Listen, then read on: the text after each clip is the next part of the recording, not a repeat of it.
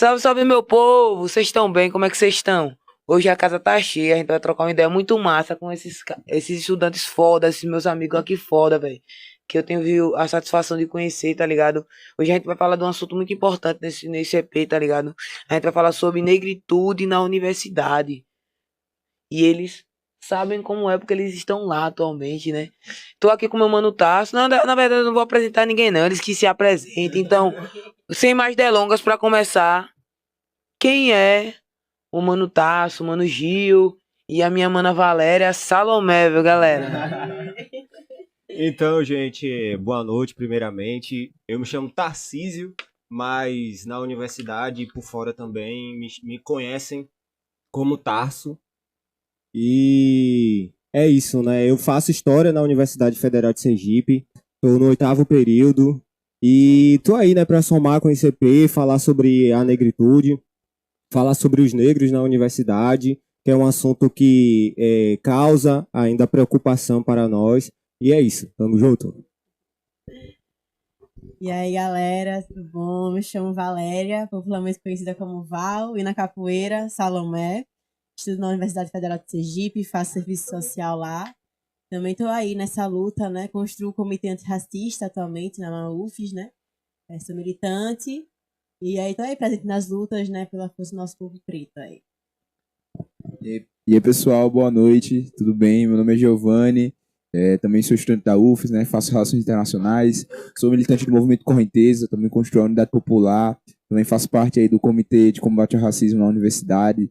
Então a gente está nessa construção coletiva aí na luta para conquistar nossos espaços, né? Cara, você não trouxe nenhum presentinho pra mim, você é da Unidade Popular. A última unidade da Unidade Popular trouxe um livro pra mim. Eu ali. trouxe o nosso jornal, o Jornal também. Verdade. Também já ganhei um jornal. Aí. É a nossa maior ferramenta. Galera, olha, hoje o bagulho vai ser louco, meio diferente. A gente vai começar aqui. Galera, olha, pode conversar abertamente, tá ligado? Do jeito que a gente conversa, troca uma de ideia na rua mesmo. Então, tá, eu passei pra você os tópicos, não foi? Não, né? Aqui também, dá pra fazer a colinha. Porque, velho, o corre foi louco hoje, o bagulho tá doido. Como sempre, o corre é louco. Só a Revolução Brasileira, viu, galera? É a nossa única saída, a nossa única solução. A gente colocou o seguinte, né? Não, primeiro tópico. Primeiro tópico... Que a gente vai conversar. Nós vamos, né? O negro e a universidade, né? O negro e a universidade. Quem quer começar? Quer fazer os comentários? Primeiro, sobre o tópico. Posso comentar? Que tipo de comentário você faz?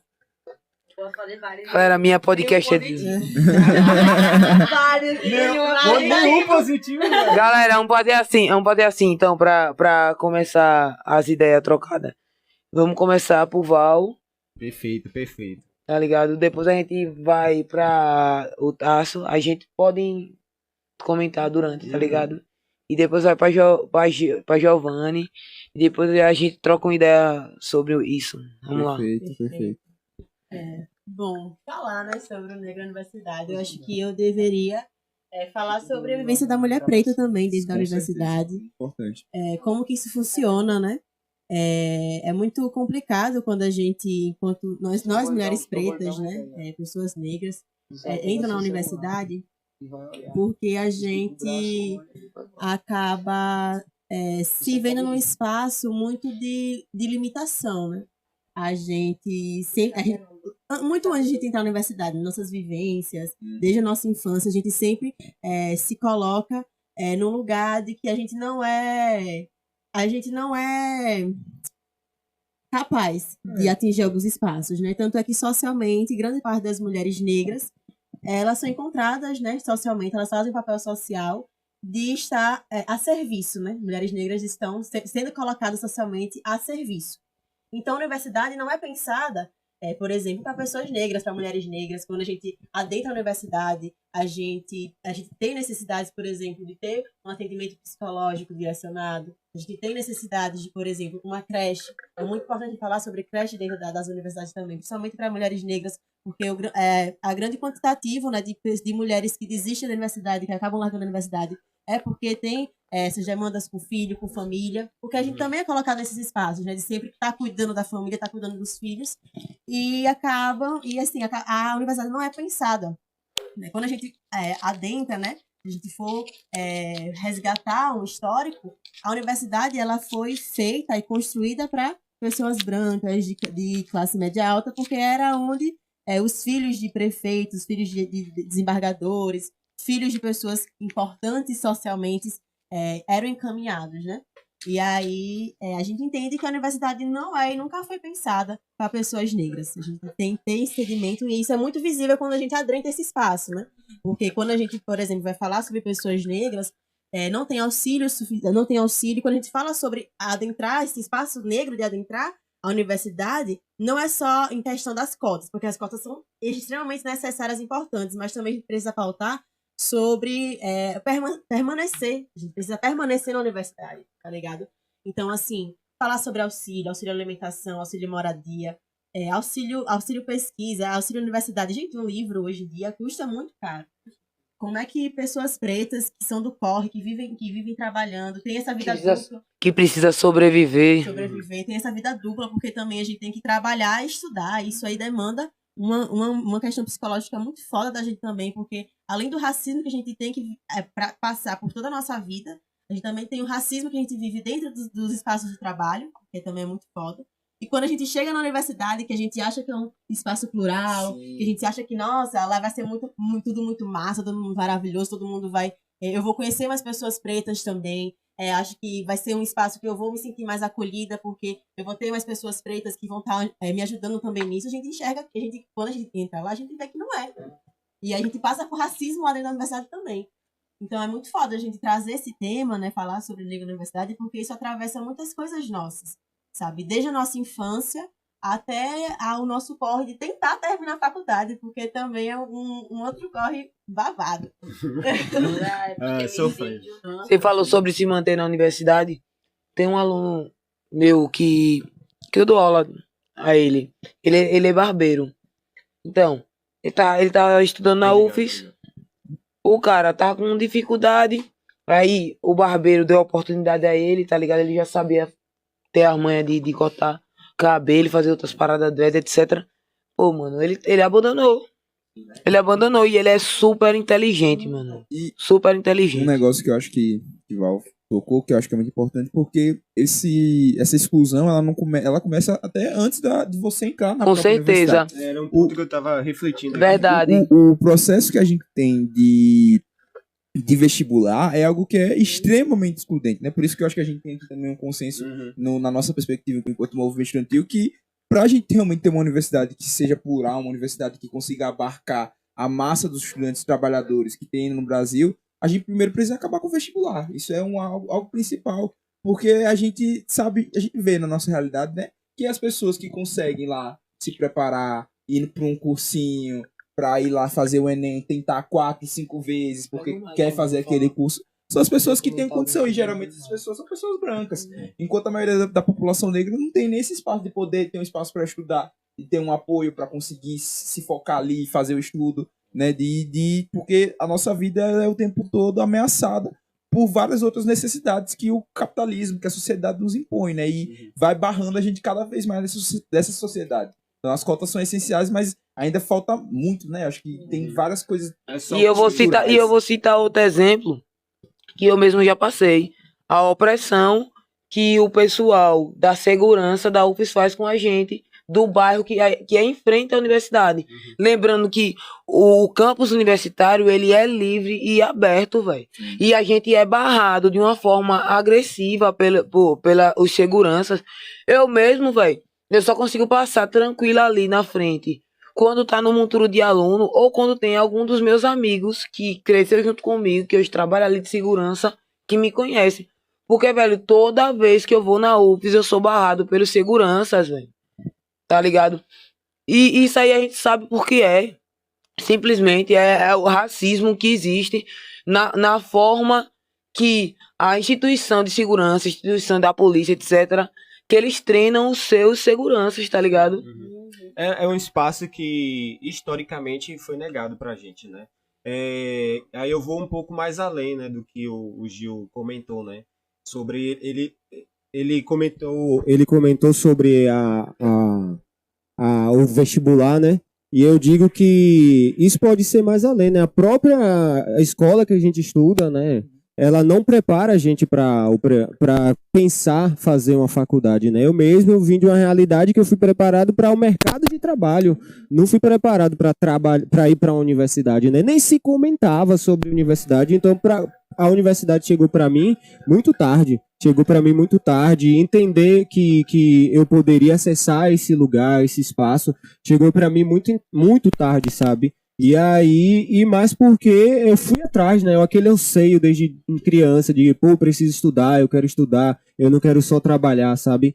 E aí a nossa instituição pública, os espaços públicos, que é a escola que a gente é o único lugar que a gente pode ter acesso, ela não prepara essa pessoa negra, esse corpo negro, pobre, periférico, para entrar na universidade. Então, eu acho que já é uma luta muito grande, a gente já está quebrando uma barreira, a gente já está acessando um espaço que naturalmente não nos foi dado, né? Não nos foi colocado como uma opção, né? Então, é muito além, né? A gente enfrenta essa barreira de que é um lugar que não é nosso, aí a gente tem que enfrentar a barreira do vestibular, disputar com quem tem condições muito mais do que a gente, né, de preparação, e isso é muito mais gritante em Sergipe, sabe, que a gente percebe que existe essa construção, essa ideologia de competição dentro das escolas, né, de que é aqui que você vai ser preparado para entrar com nota máxima na universidade, no curso de medicina, no curso de direito, é aqui. Então, dentro das dinâmicas das escolas públicas não existe isso, né? A gente está conseguindo ver uma movimentação agora, mas muito tardia, né? Então, acho que é para além de a gente enfrentar essa realidade de que tem que acabar com o vestibular, a gente também preparar as escolas, principalmente os professores, né, para colocar isso na mente da criança, desde criança, de gurizinho, que, ó, vamos para a faculdade, sabe? Falar sobre isso. Com certeza, com certeza. É complicado, velho. Isso aí que vocês estão falando. Isso aí também na questão da violência psicológica, né? Porque além, tipo, disso tudo que você falou, é quando chega lá, é meio que, tipo, uma competição dentro da própria sala de aula, tipo, dos alunos que vieram já preparados, que estudaram em escola particular, e nós, né, que viemos de escola pública, e que dentro da universidade a gente vai ficar, tipo, lutando contra nós mesmos, pensando assim, poxa, não sou o suficiente, ou algo do tipo, porque... Tá abaixo. Fala aqui assim, aí. Ei. Começa aí do começo aí. É porque vocês estão falando aqui assim, ó. Aqui, ó. Isso é diferente do outro. Porque a escola pública não te prepara, sabe? Então, muita coisa que você deveria saber quando você entra na universidade, você não sabe. E aí você tem que correr atrás do prejuízo, digamos, entre aspas, quando você está na universidade. Aí vem essa violência psicológica, também cometida pelos professores, porque eles julgam estudante que trabalha e estuda. Eles acham que o mundo é um morango e que deveríamos mundo da só Alice, estudar e que a mãe ou os pais deveriam sustentar, né? Não, com certeza. Não funciona assim. Eu acho que o problema da educação no Brasil é algo que vem desde a base, assim, desde do início, desde o primário, porque... E é um problema que ele tá atrelado a várias questões. Eu acho que a gente não conseguiria resolver o problema da educação, principalmente como que no recorte racial, né, que a gente está debatendo isso aqui, sem a gente conseguir fazer uma mudança total sistêmica, né, porque a gente passa toda a nossa vida escolar, toda a nossa vida de educação, quando a gente é negro, e vai adentro nesse processo de formação, né, da escola, ensino médio, e para a educação, o tempo todo entra num lugar que é hostil. E um tempo todo o nosso papel, estando naquele espaço da educação, é questionado. Se em algum momento a gente sai de qualquer âmbito do que é o padrão que eles acham que o aluno médio que deve ser, que é uma concepção de um aluno médio branco com uma qualidade boa de vida, esse aluno que está com uma certa dificuldade, ele já é escorraçado. Assim, comigo não é algo muito estranho, mas eu lembro que assim, eu sempre fui um aluno que eu tive muita dificuldade em fazer as atividades, sabe? Eu nunca fui de fazer atividade de colégio e tudo mais, mas eu sempre prestei muito em aula, eu participava das aulas, eu falava, tipo assim, eu sempre de participar na aula, prestar atenção e conversar com o professor. Responder perguntar e tal. Só que isso tudo, assim, era colocado de lado porque eu falava demais na aula e eu não fazia as atividades. E por isso eu era automaticamente colocado como mau aluno. Mesmo eu tendo, tipo assim, uma total compreensão do assunto que está sendo debatido, mesmo eu podendo discursar sobre aquilo ali, sendo alguém proativo, mas isso era colocado de lado. E já teve professor que achava que, já falou assim que, porra, desse jeito você não vai ser nada. Então, Do mano, tipo, né? sobre essa questão aí, pô, a gente vê que os professores, eles também gostam de desanimar, tá ligado, os alunos. Na minha época mesmo, mano, que eu estudava, vou ser sincero pra você. Chega uma época, uma de professor chato do caralho, parceiro, eu juro pra você, eu nem escrevia, velho. Eu ia, tirava as melhores notas pra passar na segunda prova, ou na primeira prova, sem assistir aula direito, porque o ensino era fácil. Porque é um ensino decorativo. Tá ligado? É um ensino decorativo. Aí, agora, eu acabava me dando mal, porque tinha matéria que eu achava chato, que eu nem cagava.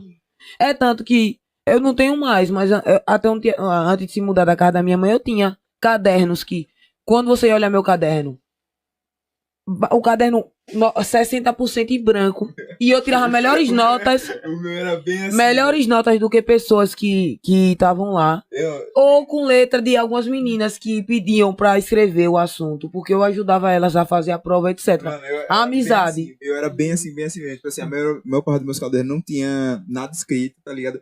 Eu fazia as provas sem nenhum aqueles pontos de atividade que a professor dava. A maioria das minhas provas eu nunca fiz com isso. Eu ia lá, fazia a prova no seco mesmo, valendo 10 às vezes. E aí eu conseguia tirar uma nota que eu... Que a galera que se matou. É verdade, Não, verdade. tipo assim, vamos dizer, a prova valia 10, aí tipo, o professor separava lá 3 de atividade e o resto era só o valor da nota. Aí a galera ficava muito orgulhosa de tirar 8, mas contando com o negócio de atividade. Eu tirava meu 6, meu 5 ali, só com o ponto da prova, eu tô de boa. E aí a gente ficava pegado à média, né? A média da E se escola. a gente passasse de ano nas duas provas, nego? Já foi. E também Não fazia mais nada. E uma falha que tem, assim, muito grande dentro das escolas também é, a falta de perspectivas. Tipo, você, enquanto estudante, só tem dois lados. Ou você vai para a universidade, ou você vai... Na sua época, né? Na minha época era só você vai terminar os estudos pra entrar numa empresa. Era, exatamente. Eu vivi essa realidade. Trabalhar Eu de vivi essa forma realidade. escassa, né? Trabalhar por exemplo, em uma escala 6x1, que também é um outro pauta aqui que a gente pode estar colocando. Trabalhar de forma verdade. escassa, precária. E só tem essas duas opções. CLTzada. Muita coisa vindo. Eita. CLTzada. E só tem. Tá na pauta. A escola Tá. dificilmente mostra possibilidades para os estudantes, né? Por exemplo, se o estudante quiser, por exemplo, ir pro lado do rap, do hip hop, fazer cultura, uma possibilidade dentro da escola era para ter uma matéria, uma disciplina que falasse sobre isso, que falasse sobre cultura, que falasse sobre hip hop.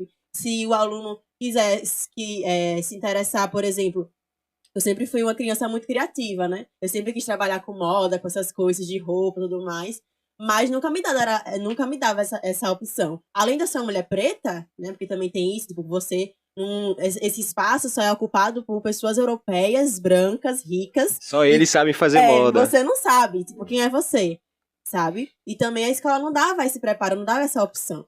Tanto é que eu estou super feliz onde eu estou também, cursando serviço social. Foi muito importante, é muito importante para o meu desenvolvimento enquanto pessoa como um todo, mas eu também queria ter essa visão quando eu era criança. Tipo, poxa, não é só um sonho, sabe? Proíbem pessoas negras de sonhar. Isso é algo muito foda. Proíbem pessoas negras de sonhar. E a gente acaba se acostumando com o mínimo que dão pra gente. E a gente acaba se acostumando com aquilo que a gente tá inserido. Tanto é que, eu não lembro muito bem, mas tem uma autora que ela fala sobre isso, né? Sobre como as pessoas negras são acostumadas a estarem estabilizadas em um lugar só. Porque elas não enxergam que tem possibilidades afora daquilo, sabe? Porque elas não se sentem suficiente, psicologicamente, socialmente falando, que há outras possibilidades. E aí acaba tendo várias estatísticas, né? Estatísticas de pessoas pretas. Você me lembrou de uma coisa, Val. E eu também queria comentar nesse fato aí, não só nisso aí, também o pessoal que tá numa posição de poder, em um cargo de poder, eles fazem questão de também lhe colocar pra baixo Sim. e achar ruim quando você sabe falar. Com Eu tiro certeza. eu como exemplo. Eu tô num cargo de CLT, eu já fui escorraçado de algum lugar. Por eu saber me comunicar, tem gente que é advogado, que fica puto quando vem conversar comigo certeza. por causa da minha comunicação. Tem gente que chegou pra mim, o cara, ele sei, velho, não fica com raiva não. Só ele acompanha o podcast, ele é a mesma fita, tá ligado?